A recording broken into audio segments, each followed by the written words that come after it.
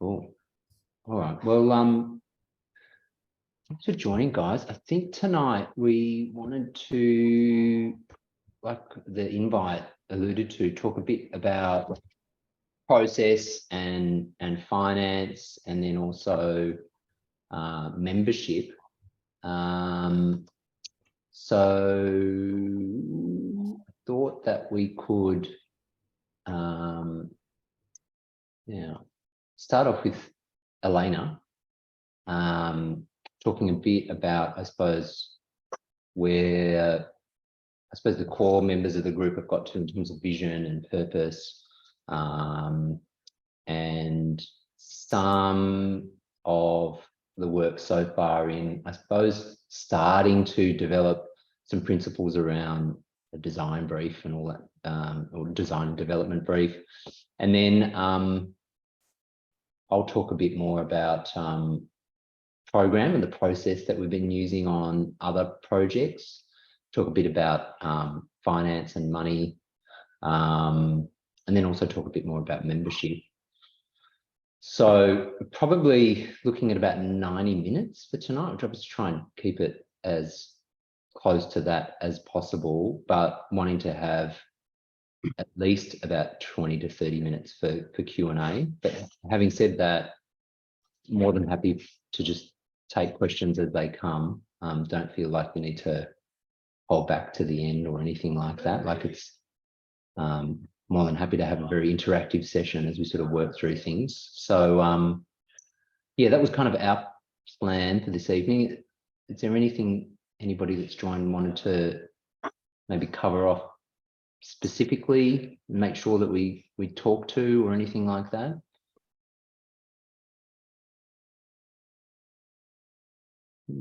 No. All right. Well, maybe might throw to you, Elena. Thank you, Craig. I'll just try and share screen, see if that works. Yep, that's working. And how I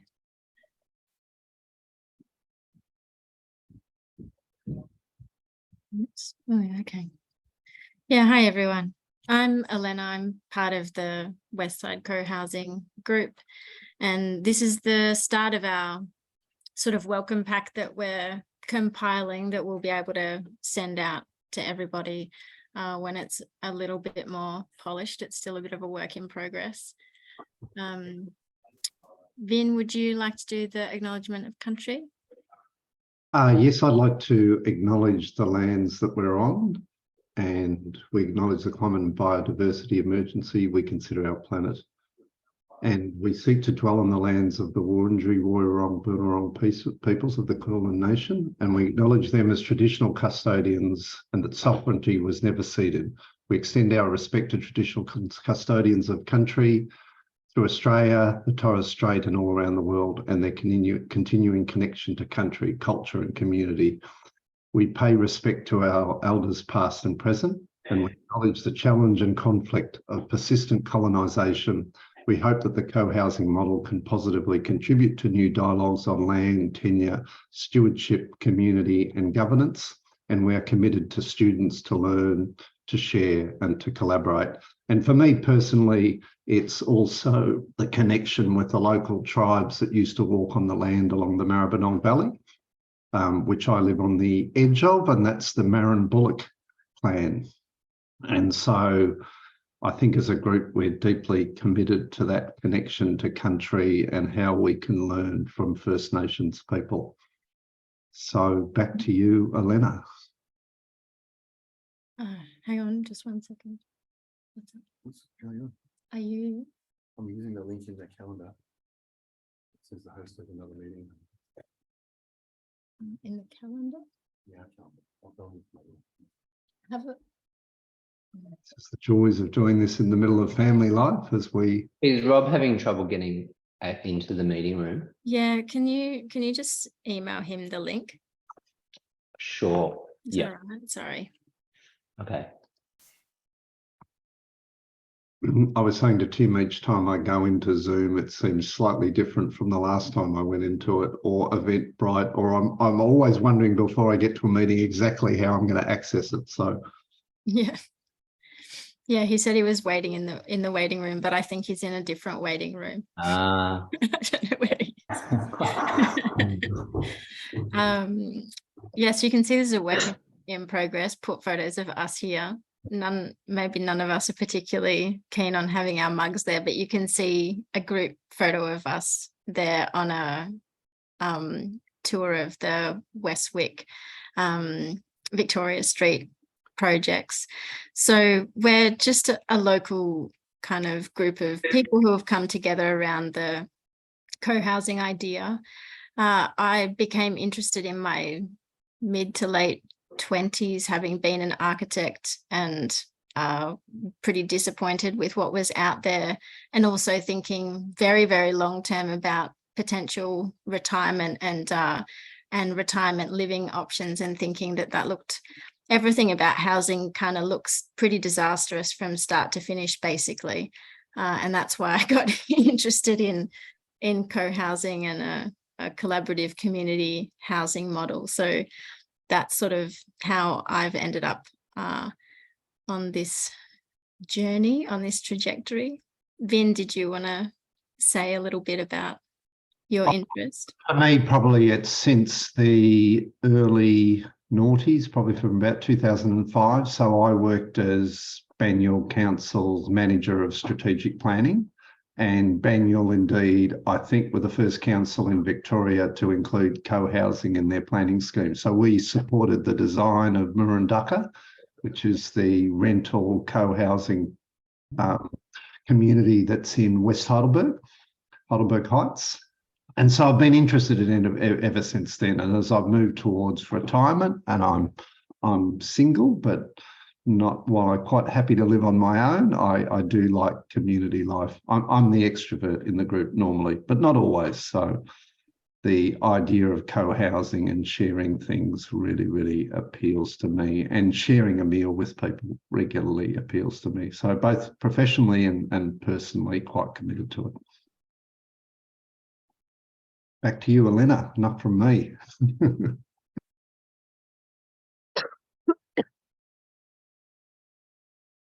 Oh, hi, Christine.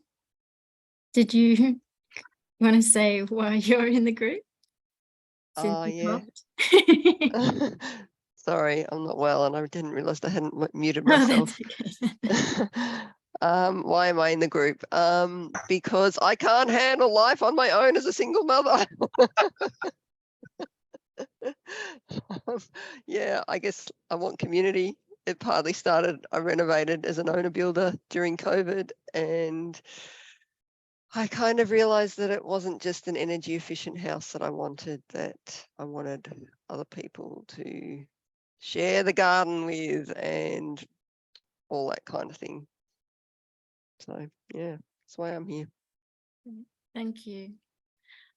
Tim, are you there? It Yes. seems to be that the link that went out in the calendar invite or calendar the invite? invite is not working. I've just sent it out again, and there's only one link that I use. So, yeah, should be the right one. Maybe the solution is to go in through Eventbrite. So It's coming up. You have another meeting in progress. That is weird. Hang on a sec. yeah, so we've gone in through Eventbrite. Is that what most people have done? That's what I did. I didn't really realize that there was a calendar invite to. I didn't realize that there was. I just went in through Eventbrite. Yeah, so I think the people here have gone via Eventbrite, and the people who are waiting in a different room have gone in via the. It's a bit weird because it's the same link. So maybe I can copy an invitation. While you're doing that, Tim, those that are here introduce themselves. Sure. And then you can fiddle around with that and we can have a chat. Paul, do you want to kick it off? do you want to kick it off, Paul? We'll go. Yes, sorry, I didn't hear that little bit. Ourselves. So we've had sort of Christine, myself, Lena. No worries. I just live over in West Footscray. I haven't been able to get to meetings normally because they're at a time when I'm working. Many years ago, I was actually in a common equity co-op over in Collingwood, but circumstances changed, so we moved on and got a house of our own. Market was favourable, but yeah, now we're sort of empty nest, and for me, I think work. You know, Ellen was thinking a long way ahead there about retirement, but yeah, it's an appealing option for the years ahead. So that's why I'm here. Cool. Thanks, Paul. Alan, do you want to jump in? Just a quick intro.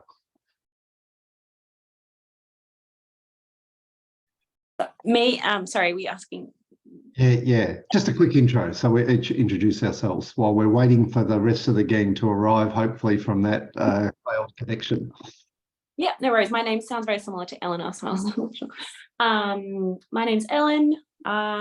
Me and my partner Dan are interested in co-housing. We're exploring a few co-housing options at the moment, and just keen to find out what you guys are doing, where you're up to. Yeah, but we're interested in co-housing. He's just gone to play soccer. Yeah. Yeah. Hi, I'm Tanya. So I've just initiated a group. I'm going to start in the Dandenong Ranges. So we're going to have our first meeting in a week and a half or so. So yeah, Tim invited me because I'm in conversation with him to come along and just eavesdrop, if that's all right, just to see where you guys are at and sort of learn about the different elements. So yeah, thanks for having me. Cool. Sarah?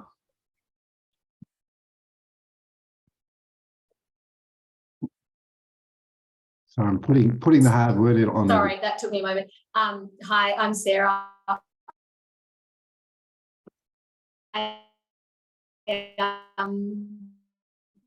Tim has kindly let me. I'm really interested in this concept. So thank you for having me along. I'm a keen learner. Cool. Lavosh? Hello. Yeah, I've always been interested in co-housing. I nearly joined in Murundaka a couple of years ago, but I know some people there. I live in Heidelberg Heights, so I was part of a group that wanted to start a co-housing there a couple of years ago, but that didn't eventuate. And now I'm kind of still looking for a place.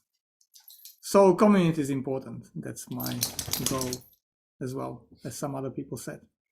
Cool. Tim, are we getting any more people coming in? Well, Rob's joined, and I'm sort of emailing a couple of people that are having troubles. I'll keep going while we see how whether we get any more. So, Damien? Hey, I'm Damien. I live in Footscray. I kind of got involved because I'm interested in learning more about co-housing. Similar to others, I've been disappointed about the housing system.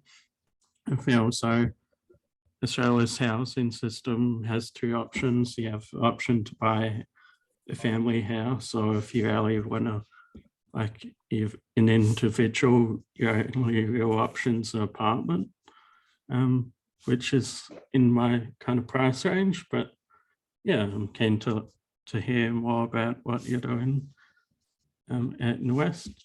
Thank you. Cool. Maggie?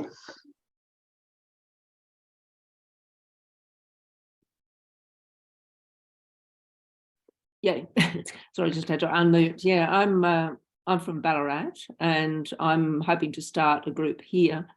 And it's just me at the moment, but there's various groups around, permaculture groups and so on, that I'm hoping will be interested.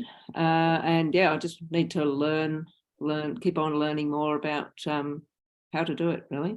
Yeah. But it's great to hear from everybody else. It sounds like a fabulous community you've got already. So yeah, well done. Angela?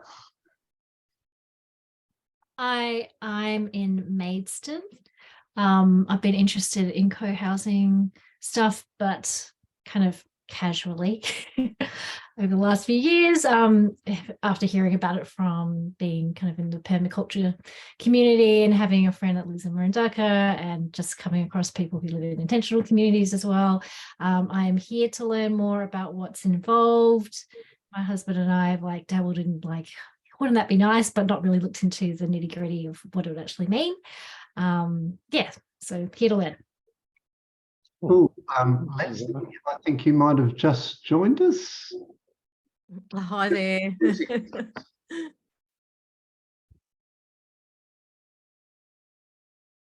Yes, oh, sorry about the confusion on the link, Leslie, but good to have you with us. Not a problem. Good to be here. Rob, do you want to say g'day? Yep, can do. Elena's partner, control systems engineer, enthusiastic about co-housing and some of the governance models that we use to actually solve some of the problems that often bring these types of things down along the way. Cool. I think that's got everybody. Did I miss anyone? No, I think that's about it. Did I get Sarah? Yes, you did.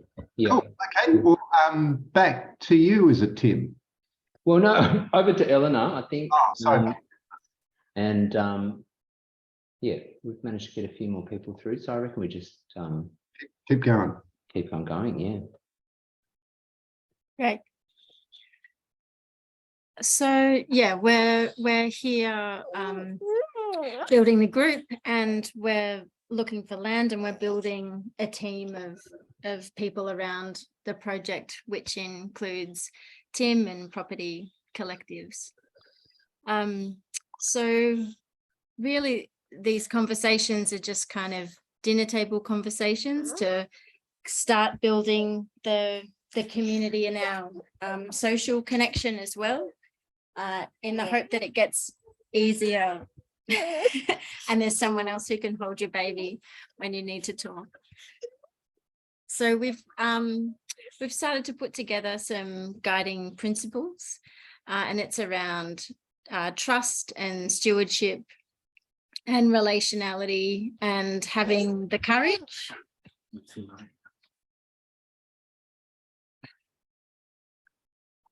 and generosity and authenticity, and maybe most importantly, delight.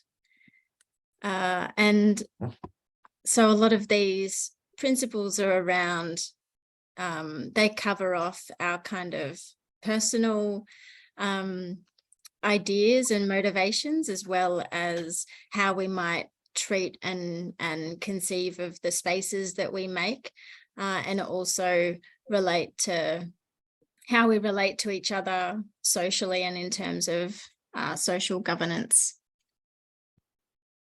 So we'll kind of, you'll be able to see these slides through the video recording, so I won't go into a great level of detail, but it's really the fundamentals of co-housing, I suppose, in terms of being diverse and collaborative and creating spaces that are going to facilitate relationships and social connection. And I have already sort of suggested that we have a strong commitment to First Nations justice and to environmental design and sustainability, and living more appropriately on the land and on the country, and striking a good balance between private and personal space and time, and what we'd like to share, and sharing in a way that is going to positively contribute to all of our lives. And our mission is this kind of, I guess, encapsulated in this image around private dwellings and a range of shared spaces that are going to help us to meet and connect, but also share resources and have shared infrastructure.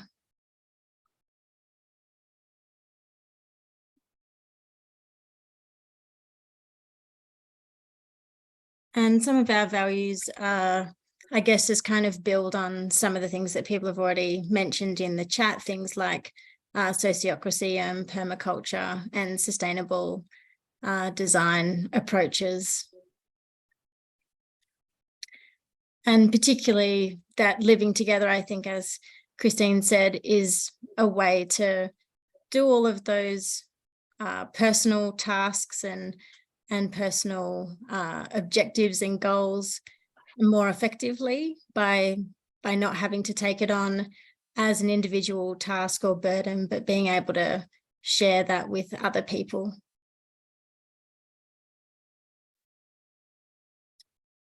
I don't know if Rob's there. He's got the baby. Wants to talk about sociocracy. I can try very quickly. Sociocracy is a model of self-governance decision-making systems that we use, or that we've investigated a couple, and this is where we've ended up. It's something that we've done some training on. We found that it's been really successful in guiding some decisions so far.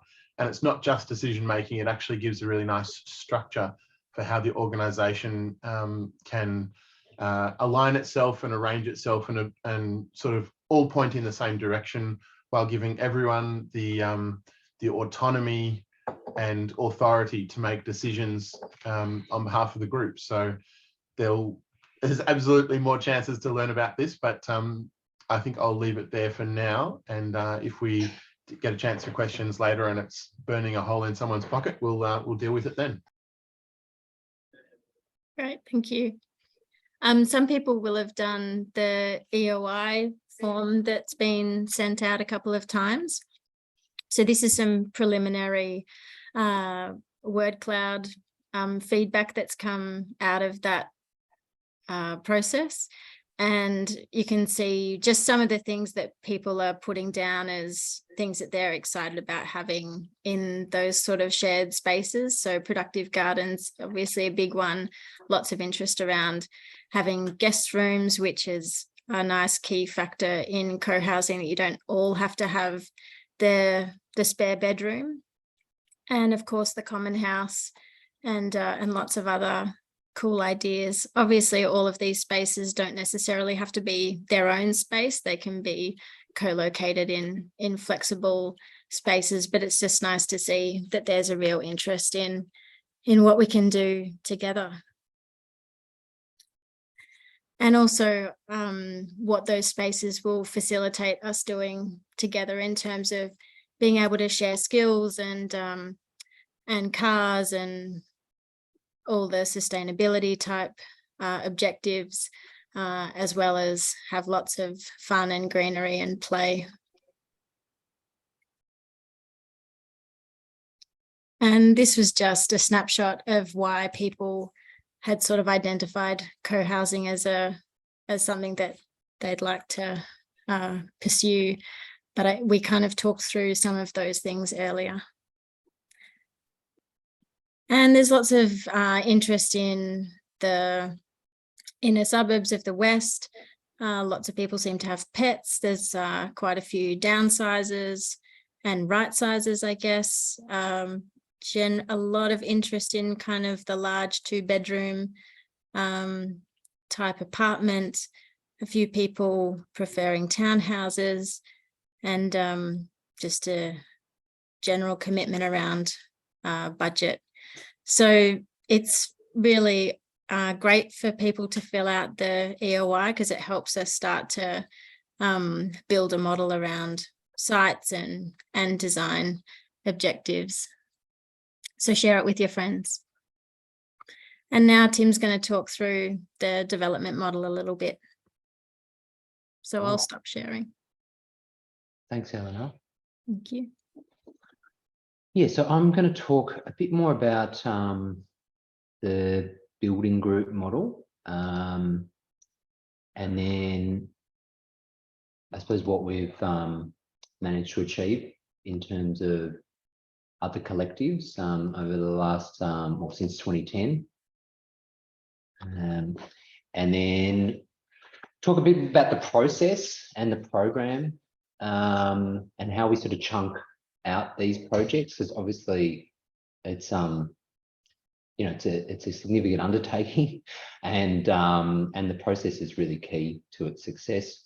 And then talk a bit more about finance and how the funding works. So so who are we? Who are property collectives? Well, we're developers and advisors who focus our time and money on projects with purpose and impact, or at least we think the projects that we're doing have purpose and impact. So we have an advisory service. We help enable and facilitate building groups, and we also have provided impact funding, and we're also working on impact funding vehicles to help sit beside community groups and try and enable community-led projects. So yeah, from an advisory perspective, we've got a network of property experts working across a range of different projects and joint ventures, from sort of that early strategy ideation phase right through to the delivery and project management side of things. The building groups is what we're here to talk about tonight, which is the co-development model. And then from an impact funding perspective, you know, we've really seen that this is what's lacking in the sort of community-led space at the moment, and is a real critical enabler. So we've been putting in quite a bit of time to build out a network in this space and try and work on different solutions to bring to projects. In terms of advisory, we've been working with a number of government and NGO entities, DELP and the OVGA from the state government. We're advising Villa Maria Catholic Homes, who have a range of retirement living, aged and in-home care and affordable housing projects. We've been consulting to the Community Housing Industry Association on their 10-year strategy roadmap for the community housing providers. And we've also been involved with pulling together joint ventures for affordable housing with the church. And that was off the back of the Lord Mayor's Charitable Foundation grant, and yeah, providing advisory services to a few different co-housing projects. One is Wink, who managed to secure a piece of land in Castlemaine, and another one in Margaret River in WA. But from a building group perspective, and some of you on this call tonight might have sort of seen this slide and sort of understand, I suppose, how the building group model is different. But for those who haven't, I suppose the key difference with building groups to typical projects is that with these projects, we spend quite a lot of time up front bringing together or helping bring together a group of like-minded people who are willing to pool their financial resources to buy a piece of land and fund their own development. So that's the phase we're in at the moment. We're sort of working with obviously the current members and looking for future members to come together and create that core group. And then once we sort of create that core collective, we'll then move into the acquisition phase of trying to find a piece of land that suits, you know, the group's vision and requirements. And then once we've done the land acquisition, you know, we work with the group to refine their specific needs, and the group will be in control of the design and the build of their own project. And obviously we're there to support the group through that process. And the final stage is once we've completed the build, at that point, we sort of move out of working as a collective and the individual ownership takes over, because people that join the collective are basically getting the right to receive a home that's customised to their needs at cost price. And we do target around 15% less than the market value from a feasibility perspective. So at the start, what we're doing is really bringing together a group of people to take a fractional ownership over one property, and then through that process, convert that into direct home ownership of a specific dwelling that's been developed on that property. So since 2010, we've used this model to create 10 collectives, building 80 homes. Those 89 homes have been broadly worth around $97 million. And to date, we've delivered or forecast to deliver around $9 million in savings across all of those projects. So it's an average, I suppose, savings to market value of around 11%. And to do that, we've obviously had to then raise the $36 million in co-developer equity from the members, but we've also established relationships with a number of major banks, including CBA, Bank Australia, and Bank of Melbourne, to provide the debt funding. This slide talks a bit about the structure itself. So there's two phases at play here. There's sort of the development phase and then the operational phase. But if we just focus on the development phase, from a structure perspective, we are really setting up a couple of entities. And look, for Westside, we haven't done that yet. We're intending to do it, but none of this has been established yet. It's all to come. So we create an SPV land code, which SPV stands for a special purpose vehicle, which just means that it's going to be set up specifically for this project. And the only piece of land that it will own is the land that this group acquires. And then we set up a dev code, a special purpose vehicle dev code, and its role is as a service provider, effectively, to the land code, to contract with a builder and obtain the debt funding to deliver the buildings to the joint venturers who have a stake in the land code. So sitting underneath these entities is the core structure, which is this joint venture partnership. And it operates very similarly to a cooperative. So we have each joint venturer will have an interest in the project that's proportional to their the future value of their dwelling, and each joint venturer will have one vote on the management committee, and the management committee is the vehicle which makes all the decisions around the project. So that's how individuals can maintain some control and have a say over the development and how it's run, and right through from, what land we're acquiring through to, what lender we select, what builder we select, architect, the whole gamut of decision making. And then once we've got through the development phase and we sort of hit this subdivision point where the titles are created, individual titles for the homes are created, then these entities that we've set up for the build phase, they basically get wound down. They've done their job. Their job is really to create the buildings, and then it's really over to the community to manage the assets. So we move from having a single title with fractional property ownership right through to then having individual titles and direct home ownership, plus obviously an owner's corporation which will manage all the common property. So that's just a really high level view of the structure. These next slides are really just working through some of the projects that we've finished in the past. So This is the first collective, which was in Northcote, in St George's Road in Northcote. It was 4 townhouses.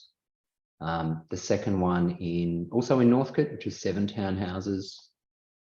We finished this one in 2018. The third project in Thornbury, which is 6 townhouses. The fourth project we completed was 7 homes in St Kilda in Barclay Street.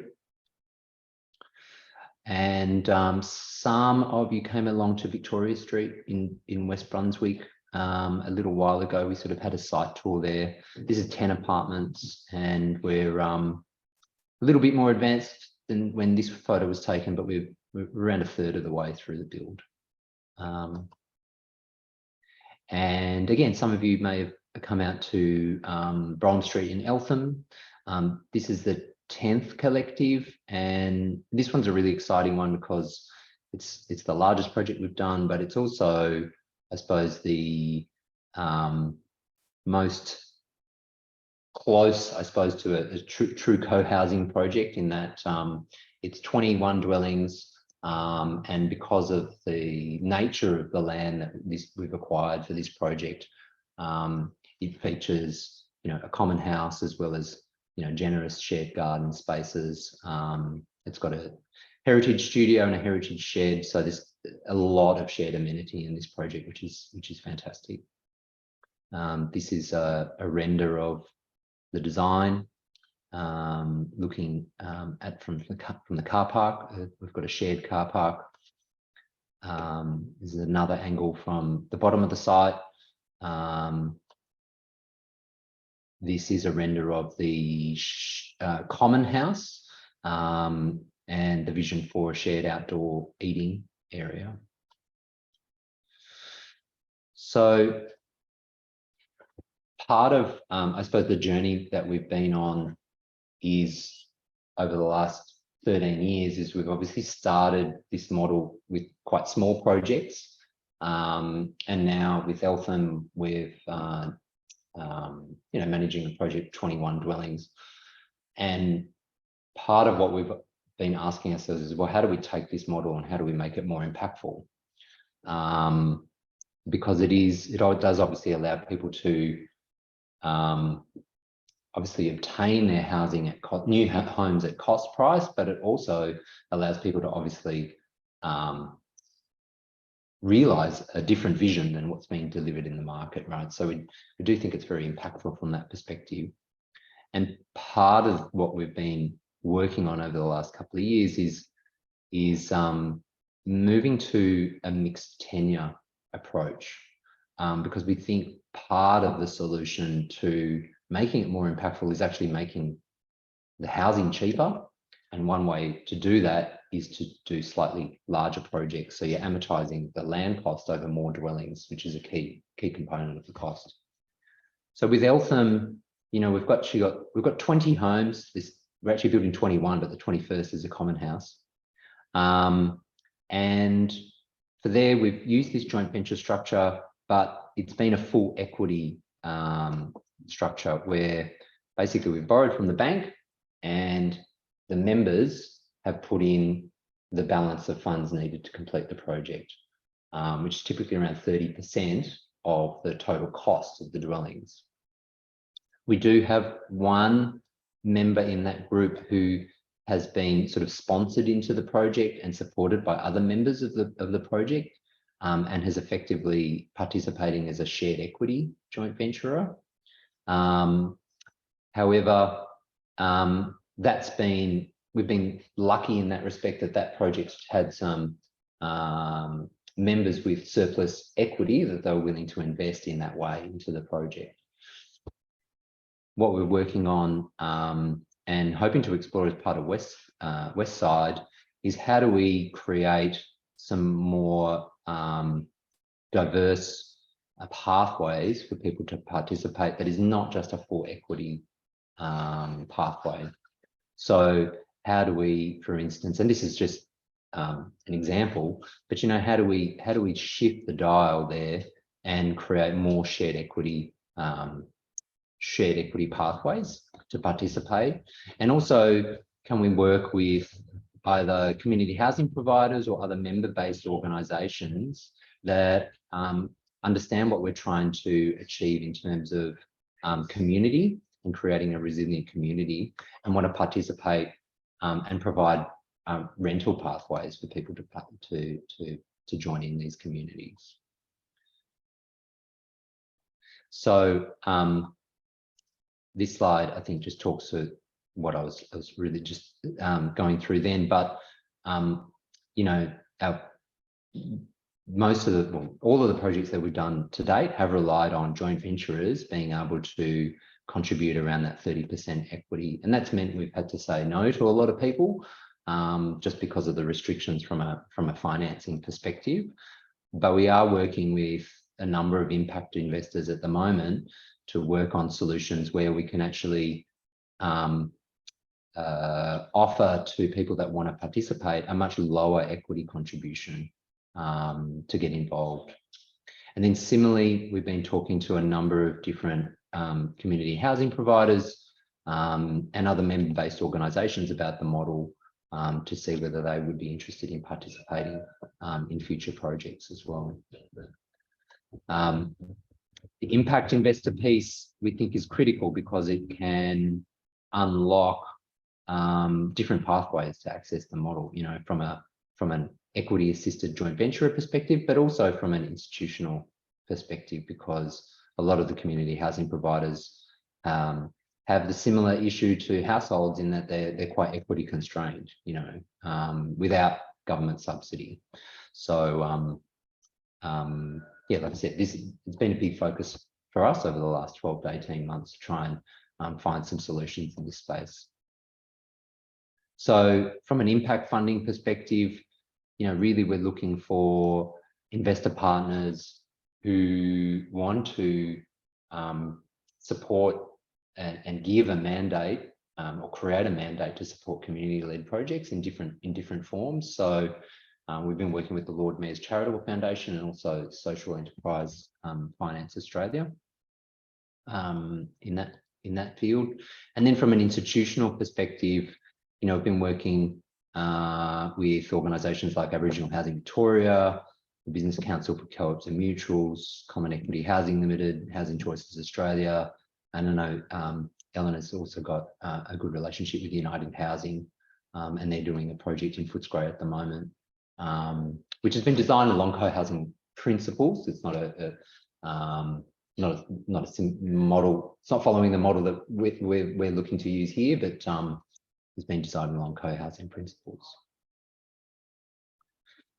Now, and one thing I'm going to talk about a bit later on in the presentation is finance assessment. So I think with Westside, we're sort of getting to the point now where we're really keen to get to the next level of conversation with members or potential members, people who are thinking of getting involved, because part of the next layer or the next level of engagement, particularly with the impact investors, is having some more details about the group of people that are looking to get involved with Westside, and in particular understanding where people are at from a finance funding perspective, because understanding this, I think, will help have some more pointy conversations with the investors and start to shape up what sort of impact from their perspective that they can bring to this project. So we'll talk about that in a little bit. So program, we use the plan of work is what we call it, to facilitate a participatory co-design process through the projects. Now, from a high level program perspective, typically our projects are taking around 4 years from start to finish. And that can be plus or minus around 6 months, depending on how we go from a planning perspective, but also from an authorities perspective when we're getting ready to build. But typically it's around 4 years, and that's sort of like a baseline program that we work to. So for example, for the Eltham co-housing project, we're working on a 45-month program at the moment. And what's the start? What's the start of that? The start is site acquisition. We sort of say that site acquisition is basically month 0. Yeah. Yeah. And to run this sort of program or plan of work, we've leveraged the RIBA plan of work. So RIBA stands for the Royal Institute of British Architects. So we haven't reinvented the wheel, but their plan of work process is I suppose it's a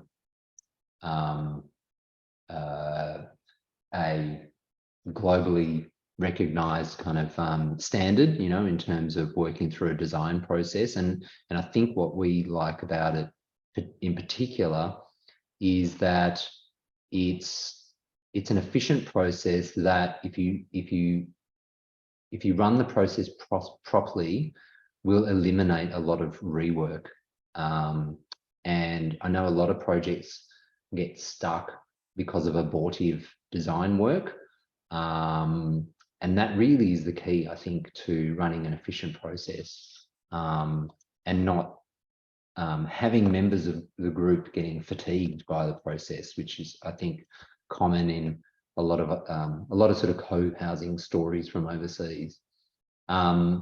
So the table on the screen outlines the different gates of the different phases. So you can see that broadly there's 7 gates.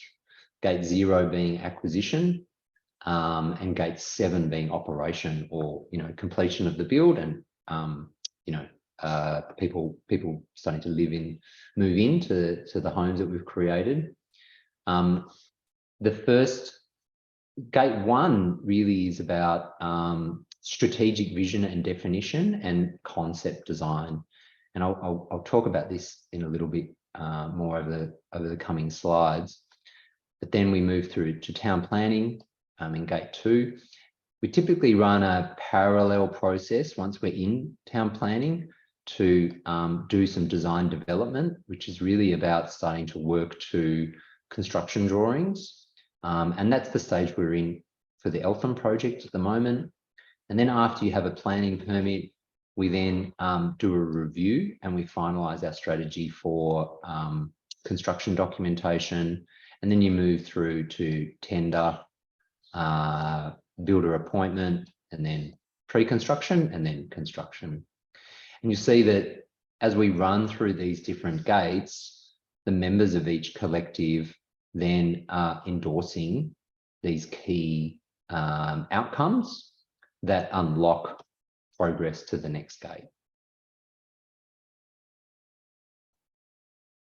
So this is sort of the plan of work on a page. I won't go through this in too much detail, but I'll share these slides with everybody so you can kind of get into the detail if you like. But just to draw your attention, I suppose, to these gates that are running across the top. And, you know, they're broadly split into the ideation phase, which is gate 1, and then integration phase, which is gates 2 to 4, and then implementation phase, which is gates 5 to 7. And then down the vertical axis, we sort of have all the different elements that need to be considered as you work through all these different gates. Now, gate 0, you'll notice, is not on this plan of work. And gate 0 is really about collective creation and getting ready for land acquisition. So this slide talks a little bit more about that process. Collective creation is really where we're at the moment. And I think for us to proceed and start moving, we're really at that next stage now around getting some confirmation on who wants to become members of Westside, and as I alluded to before, starting to get into the details around, you know, where people are at from a finance perspective, so we can start to get some visibility on what's that finance solution going to have to look like to enable Westside to proceed. And so that's really the next couple of months of work for Westside. But to get to a point where we're sort of ready to move out of gate zero, we also need to step into the process a little bit and step into working through collectively the strategic vision and the strategic definition around, well, what sort of community does everybody want to create? And part of that is creating a design and a development brief, and that will obviously then get tested against the finance strategy and the budget. And once we have those two elements, we can then move forward with confidence into the acquisition phase, because we know exactly what we're looking for in terms of a piece of land that's going to meet everybody's requirements.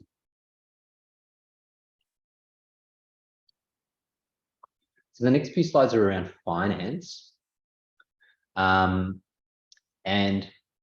really the key to any project, but particularly these sorts of projects, is control of equity. The reason why I suppose we've had success in creating these sort of alternative housing model and enabling these communities is the members of the collectives understand that the equity that they're putting in to the project means that they are controlling the vision of what gets created, right? There's two sorts of capital in these projects, equity and debt. The equity always leads, the equity is the capital that has the vision around what it wants to create, and the debt will follow, right? So early stage equity investment is the critical enabler to these projects. And it's critical because it's a bridge between time and risk, and it de-risks the project for the debt. And this early stage equity that goes into the project to fund this visioning side of things and the due diligence in terms of, coming up with the strategy for the project, has a disproportionate impact in the capital stack. It is the most impactful capital that we invested in the whole project. So the equity that funds, all that pre-land acquisition strategy work, plus obviously the land purchase deposit, once the group identifies and secures a piece of land that it wants, is absolutely the most impactful capital that will be invested in the whole project. Now, a typical funding strategy has been in effectively 3 stages. So obviously I've talked a bit about the equity, but when it comes to debt funding, we've taken debt to firstly purchase the land on all of the other projects that we've worked on. And then the second phase is development finance. And then the final stage is post subdivision, and we call that takeout finance. So that's when everybody gets their individual titles. And that third stage, the takeout finance, is used to pay out the second stage, the development finance. So I've talked a little bit about equity and the important role that it plays, but to reiterate the point, controlling the funding allows collectives to control the built form outcomes and then therefore receive their homes at cost. So from an equity perspective, the members of each collective share the total development cost proportionally between them. And the equity contributions typically are around 30% of the total development cost over I've got here 3.5 years, but usually around 4 years of the project. When we go to buy the land, we get bank loan number 1, and that's typically been around a 50 to 70% loan to value ratio on the land value. And it's really important to understand that in most cases, the joint venturers for this loan, the banks do require joint and several liabilities. So what that means is that if, you know, we were purchasing a piece of land for $4 million and we were getting a 50% LVR, loan to value ratio loan of $2 million, then, you know, the members of that collective would need to provide guarantees for the $2 million, and they would be liable for up to $2 million each. From a development perspective, once we've got a building contract and we're ready to build, typically we get around 70 to 75% of the loan to cost ratio, so LCR. And this interest, the interest rate here is a bit, I need to update this slide. Things have moved on since I did this, put this slide together, but the interest rates at the moment on construction loans are hovering around 8%, a bit higher than what I've got in this slide. But importantly, at this stage, liability can be joint and several or several. Now we have a couple of banks, Bank of Melbourne and Bank Australia, who offer us several liability, and that's much more attractive to people, because what it means is if we're getting a $10 million loan, for example, for development finance, and we have, for argument's sake, 20 people, then with several liability, the 20 individuals would only be liable for $500,000 each. So 1/20th of that loan amount. That's much more attractive for people than being liable for the full $10 million. And then the final stage is partition and partitioning or completion of the project and the takeout finance. Typically, the loan to value ratio against the end value of these homes is around 55% LVR. So it's quite low gearing because, you know, the group has created some equity through the co-development nature of the model. So back to the equity again. This column is really showing typically the sources of funds that are required to complete a project. So the blue section is debt capital, and that's what we typically borrow from the bank. It's in a GST inclusive basis, it's around 65%. The GST ends up being around 5%, and then therefore the equity capital ends up being around 30%. So for the projects that we've done to date, and we sort of have a bit of a working title internally, as we call it, sort of like a 1.0 building group, that equity has come from the collective members. And like I said, it's about 30%. We've sourced the debt funding from a number of banks, and at the moment we're favouring Bank of Melbourne and Bank Australia because they, like I was just saying, they offer several guarantees, and that's very attractive. And then the balance of equity has come from the members of the collective. And in lots of ways, this is actually quite a simple capital solution. It's not very exotic and it's not very complex. But as we move forward and we want to make this model more accessible to people, and look at enabling larger communities to bring the total cost of dwellings down, we actually are looking at a more complex capital solution.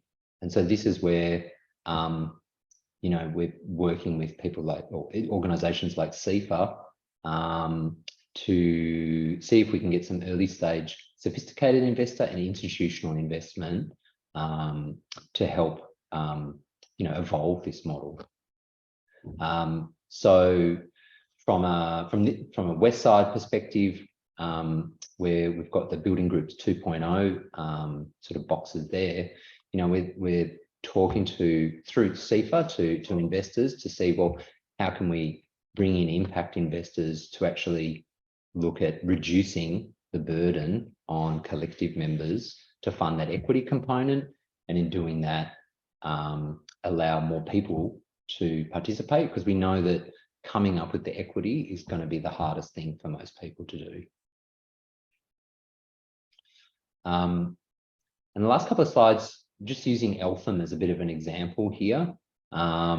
So this group here were the 11 members. Not all of them are there in this photo, but when we bought Eltham, we had 11 members there at the start, but we knew we wanted to do 21 dwellings. So we knew we were going to have around 20 members of that collective in the end. So we were sort of nearly a bit over half the project was committed to, you know, by the members.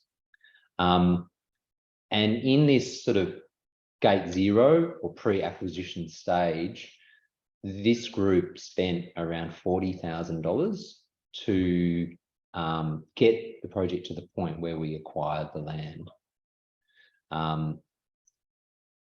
Now, to do that, we created a membership fee of around $2,000 to fund that due diligence and that investment strategy work.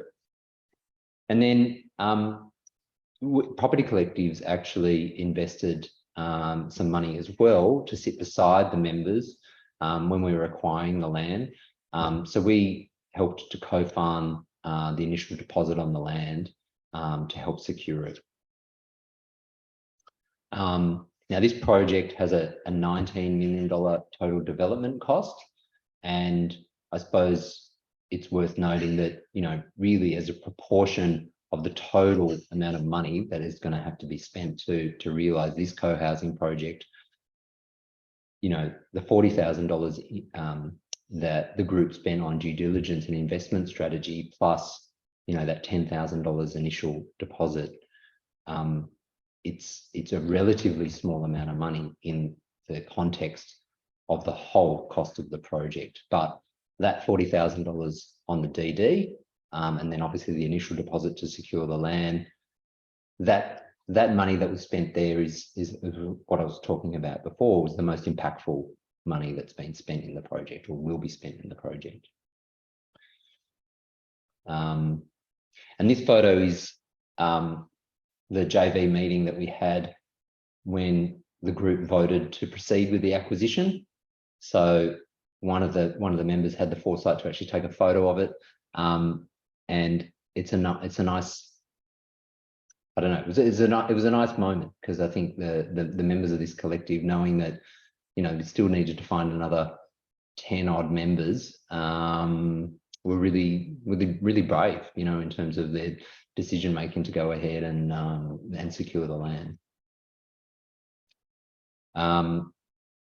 Now, this is the second last slide, so I'll run through this really quickly, but I suppose what I want to communicate here again, through using Eltham as an example, is the impact of this early work in Gate Zero. So if we look down, if we look down at this section down here, the Eltham group came together in about November 2020. And, you know, we spent a number of months working through this Gate Zero vision and investment strategy until we were ready. We actually located this piece of land, I think in about April 2021. We started bidding on it sort of in May, June, and we actually secured it in August 21, September 21. So, you know, all in all, that was what, for about 10 months of sort of pre-acquisition activity for this project. And this graph here is showing the cash flow of the project. So the grey section is the equity, and you see the equity being invested over time. This point here is when we had to settle on the land. And so here you see this yellow section is the land loan. So it's coming into place as we settle on the land. And then the blue section here is our construction loan. So you can see the blue loan taking over once we start the build. And I suppose what you'll notice is that the equity contributions come in progressively over the full program length. And again, you know, that pre-acquisition investment that the group made was really the highest impact investment. The other thing that's important to note is just to give everybody, I suppose, a bit of a understanding of how the finance market is working in terms of how it's pricing debt and equity. So at this point here, when you acquire a piece of land and it doesn't have a permit, you know, the view in the market is that at that point, it's a very high risk time point. Whereas here, when you've completed the buildings, obviously your risk is very low. It's close to zero because you've created the buildings and they're physically there. So, you know, you've managed all the risks through this process. And of course, the price of money changes as the risk changes. Now, typically, joint venturers for investing in these projects can expect anywhere between a 15 to a 20% return per annum on their equity that they invest. Now, when we get debt for the land, it's typically sort of around a 6+%. Mezzanine debt is another option for groups. We've never taken mezzanine debt, but if you were to take mezzanine debt, which is kind of like a second mortgage, typically the market is pricing that at anywhere between 15 to 20%. And where developers do take that is typically during the build phase.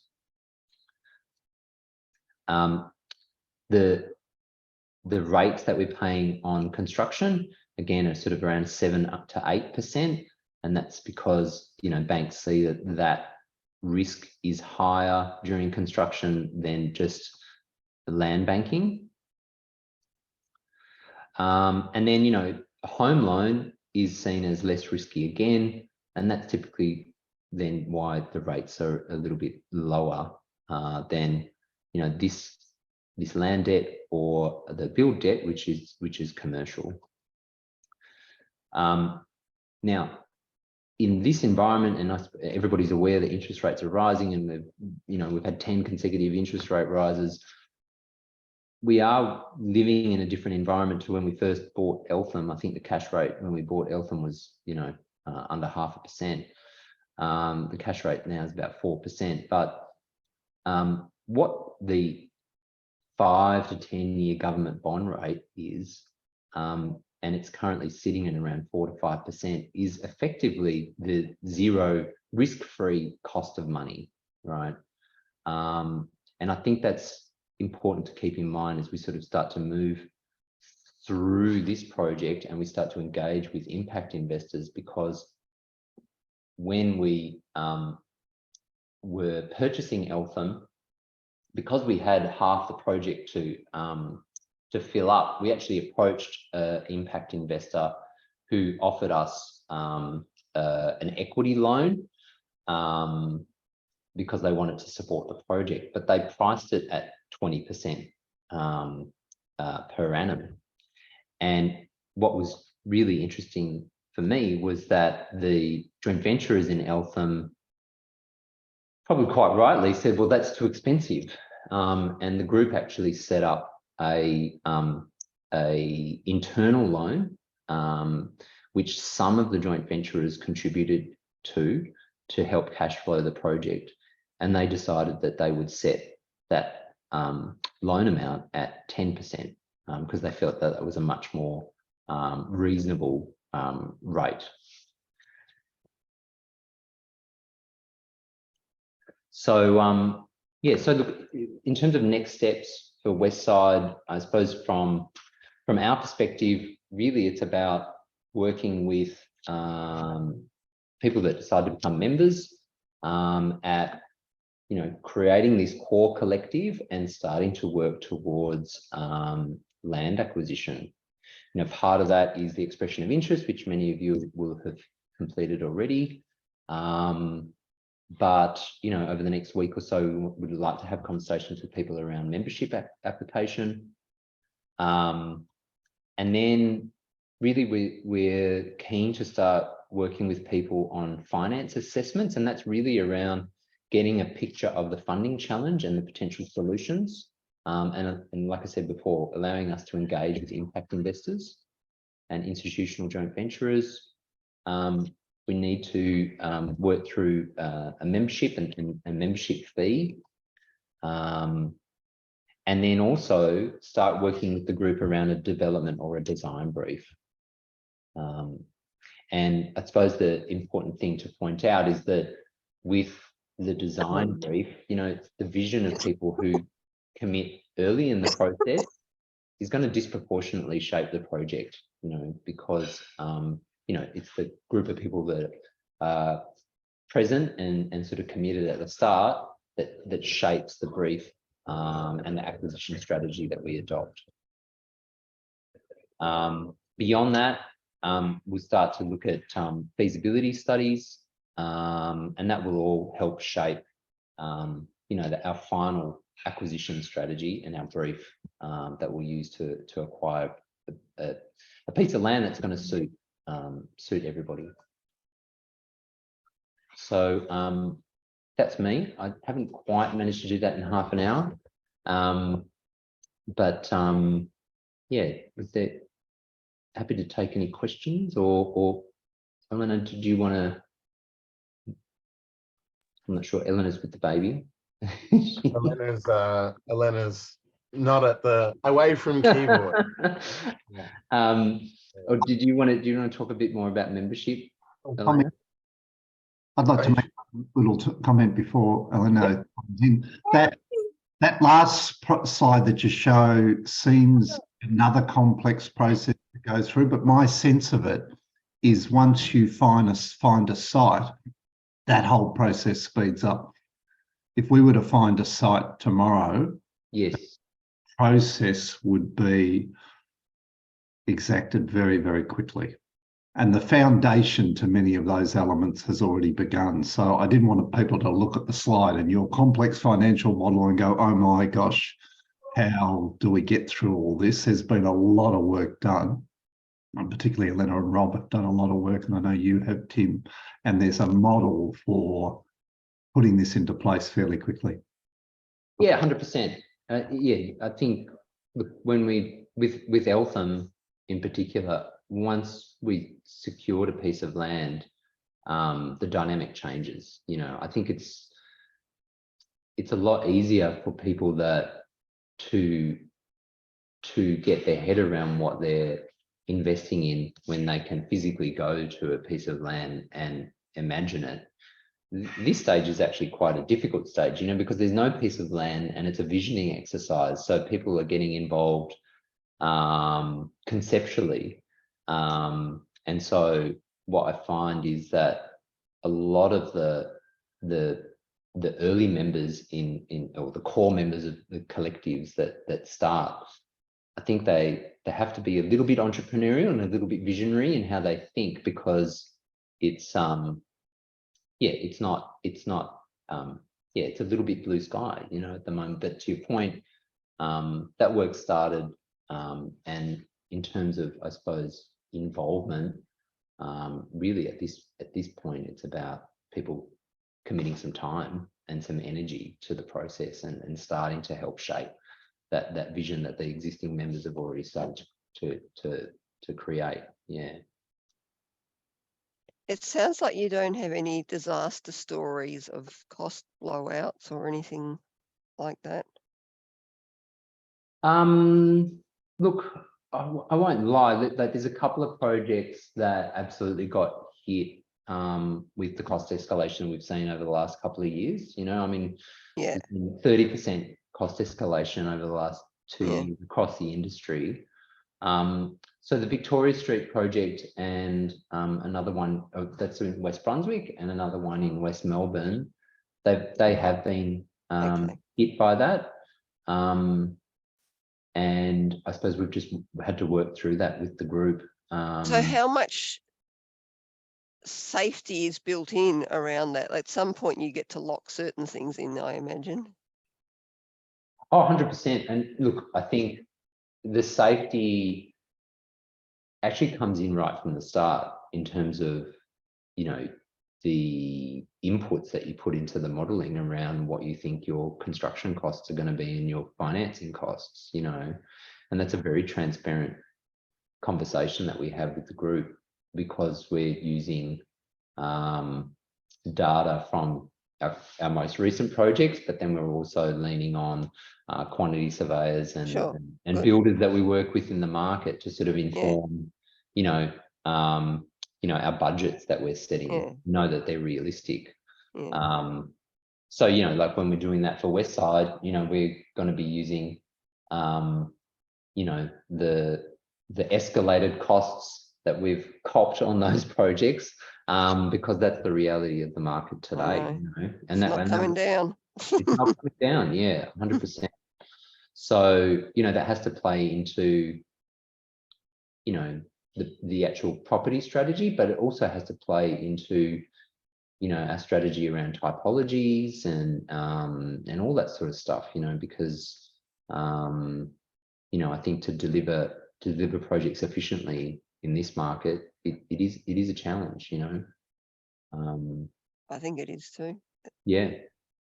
So were there people who couldn't continue because of cost increases on some of these projects, or? No. Everybody's continued, which has been good. We've managed to find solutions to allow everybody to continue. And a big part of that has been working through a baseline specification for the project, which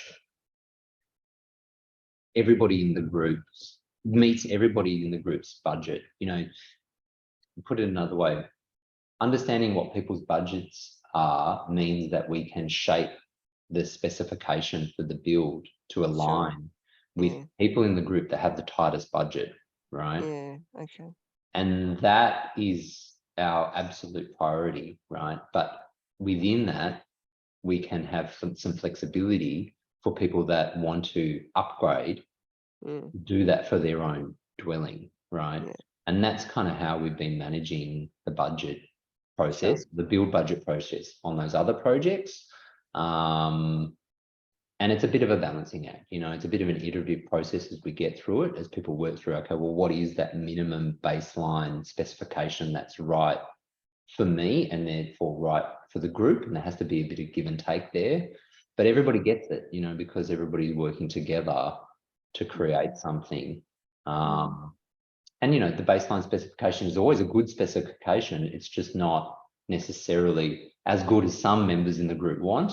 And again, we can use sort of upgrades as a mechanism to still give them what they want, but then protect protect the budget for those people that are involved that have, you know, tighter budgets, if that makes sense.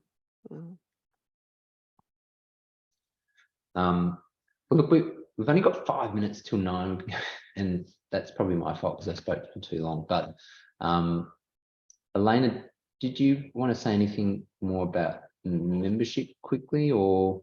Yeah, I can run through the last couple of slides.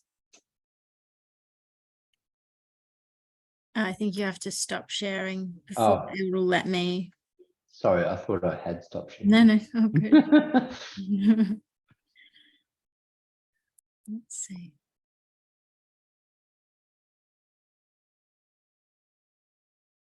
Oh, nothing.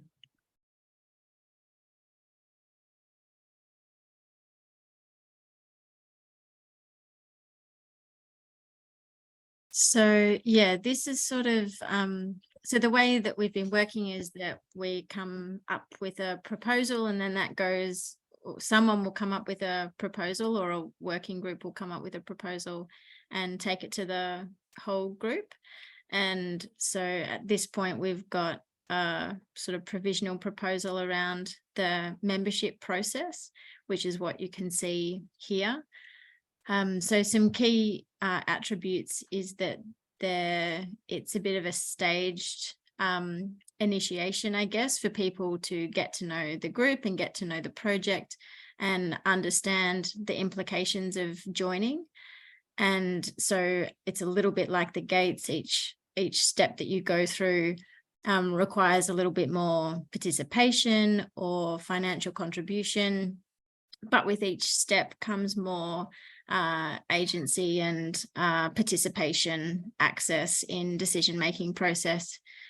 And so this is what will go probably to our next meeting for discussion and decision. And so that participation will then give you access to working in some of our working groups. So at the moment, this is a kind of bit of a snapshot of the working groups that we anticipate in this phase of the project. So we definitely need a group around culture and community to help with onboarding people and explaining to people where we're at, and a bit of a buddy system for new members joining. And then we've got the land search team, which Vin is kind of, I've just put you in charge, Vin, because you're a planner and like all the site hunting stuff. And then I'm happy to kind of coordinate the design brief process.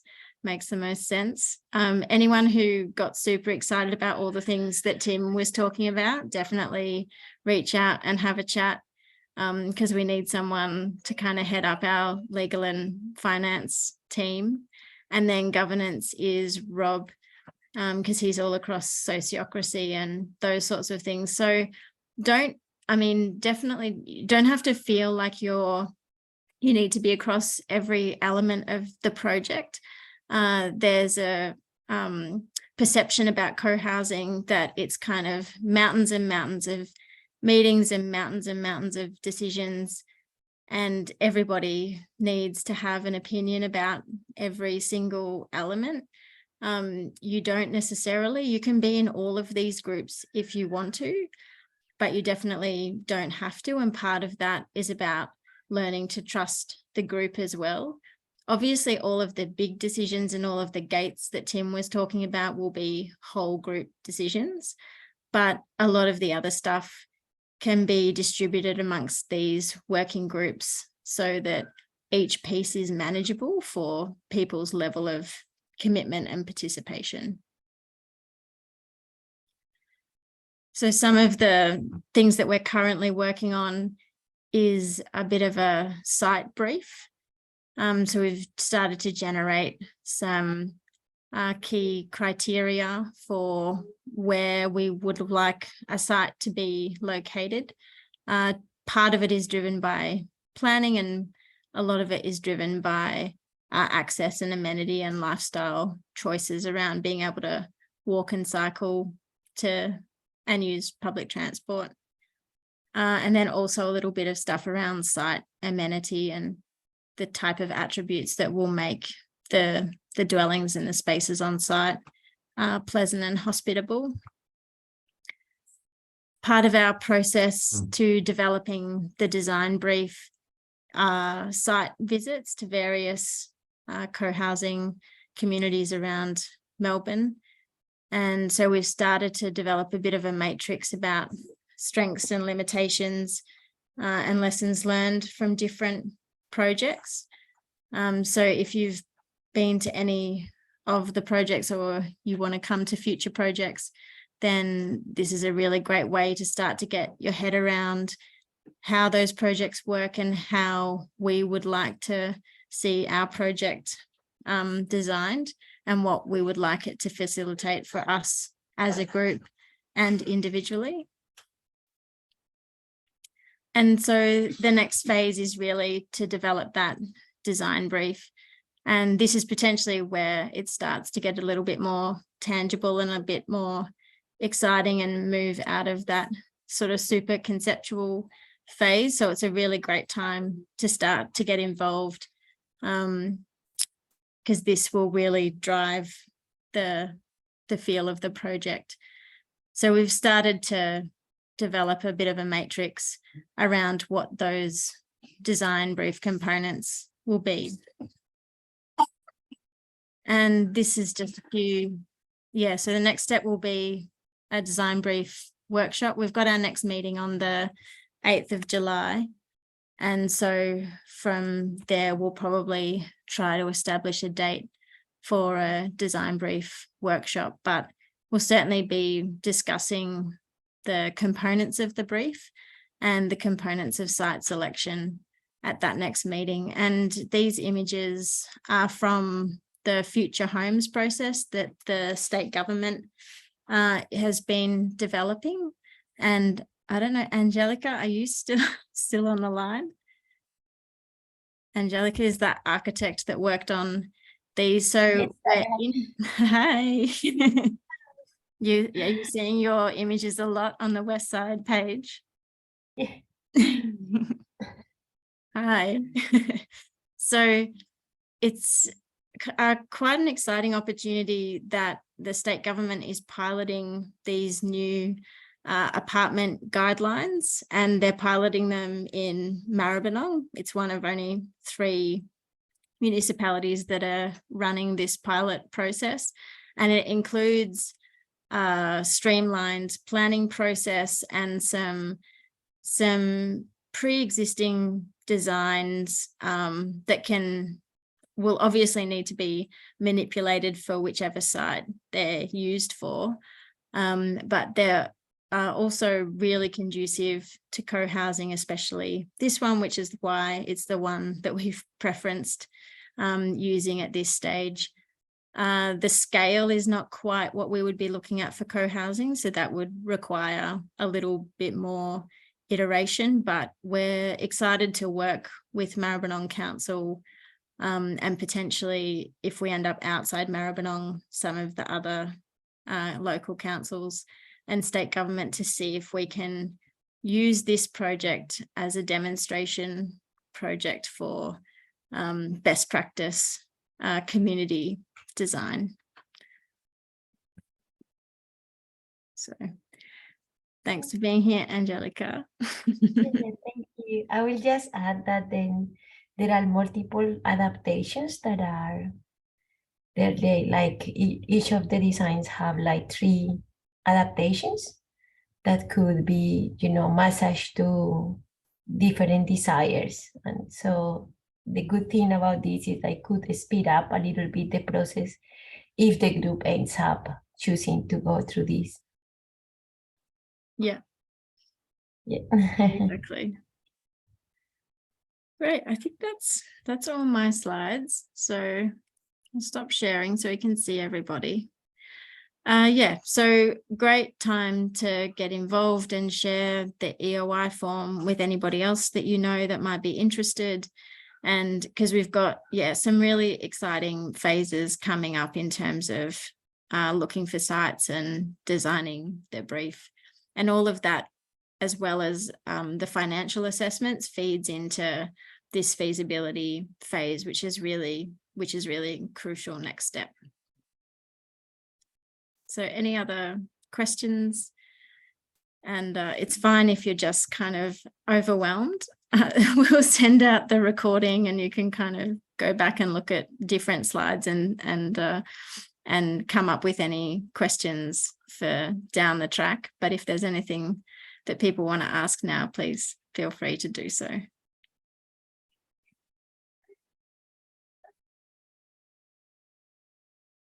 think everyone's tired.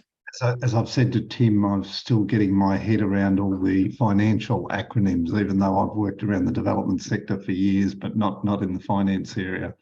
So join our view of being overwhelmed ourselves at times of all the detail of it. But it is at the same time, it's actually quite a simple process. I'm beginning to understand when you pull yourself out of all the detail.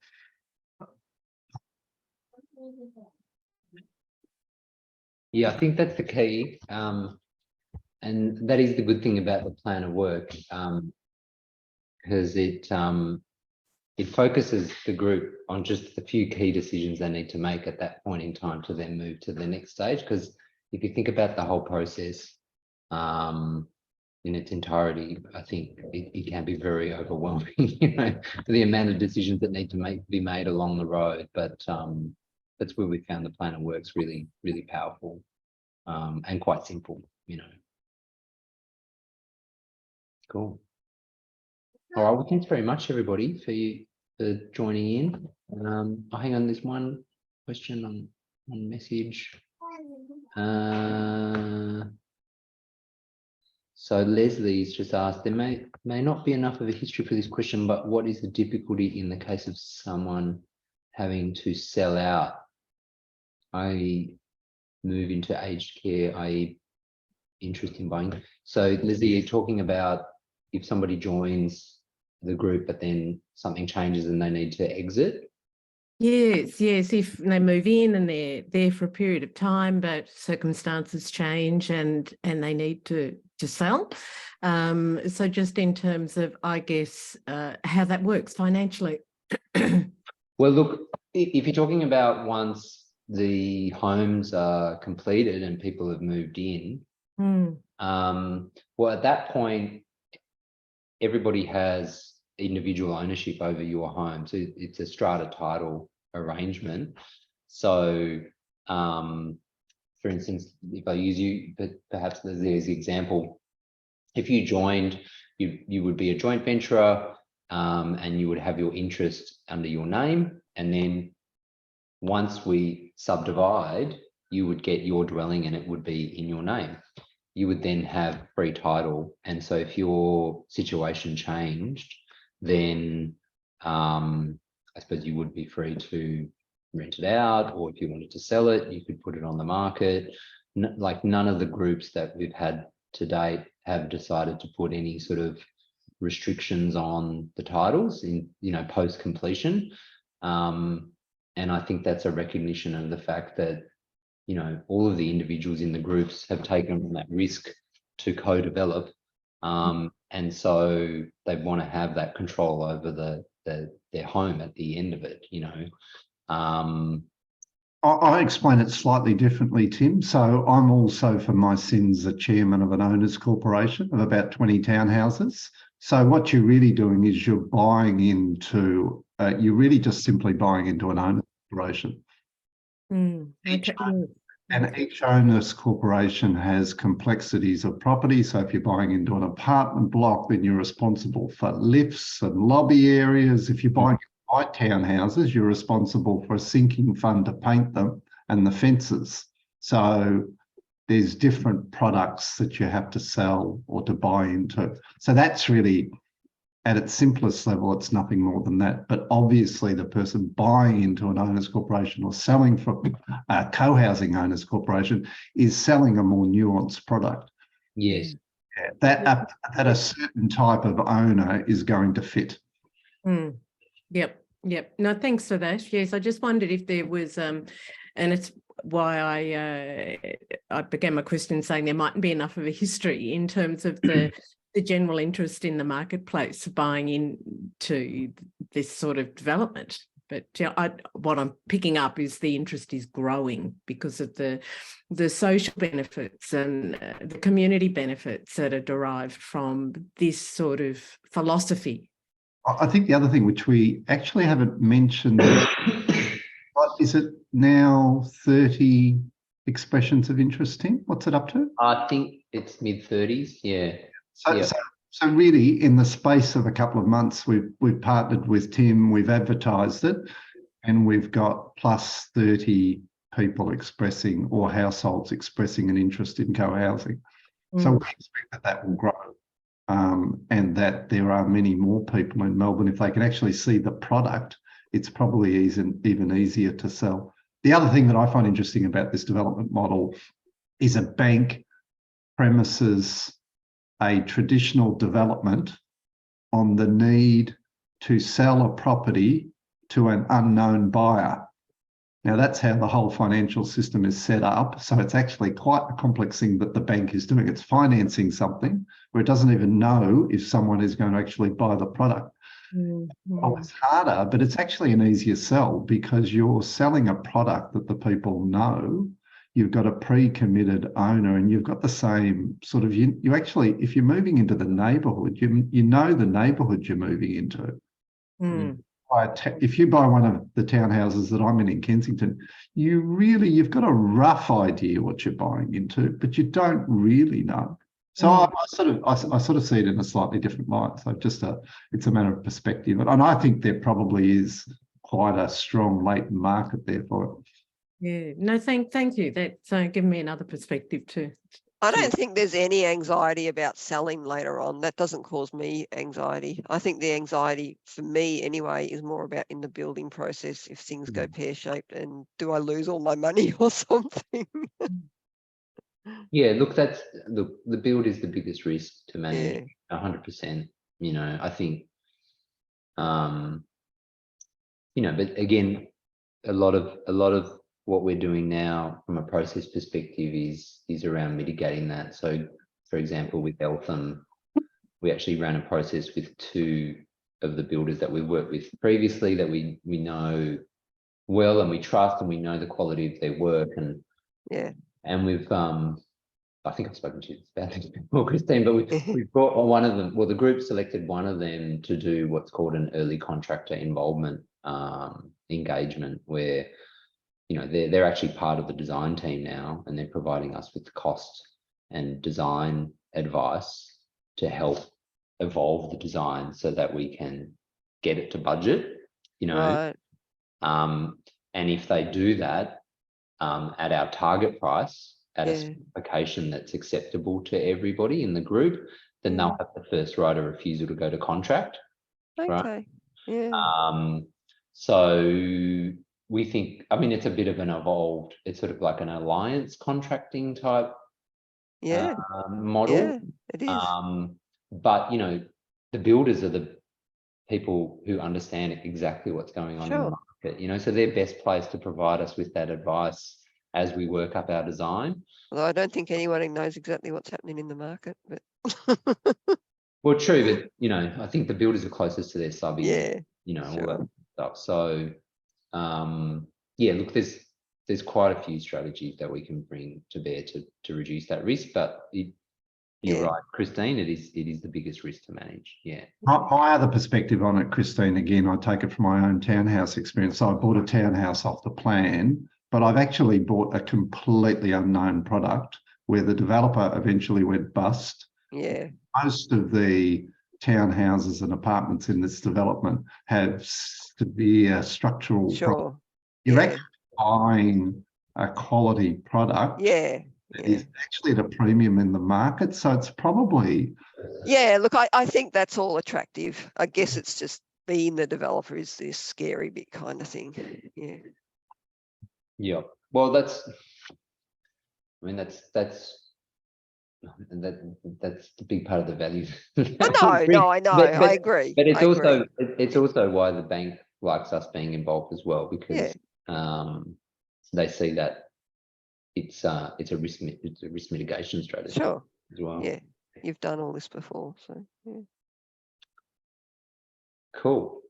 All right, well, thanks everybody for hanging on a bit longer. Any last minute questions, or should we call it a wrap tonight and say till next time? It's a wrap. Thanks, Tim. All right, thanks everybody. Thanks. Thank you. See you guys. Thank you. Thank you. Good night.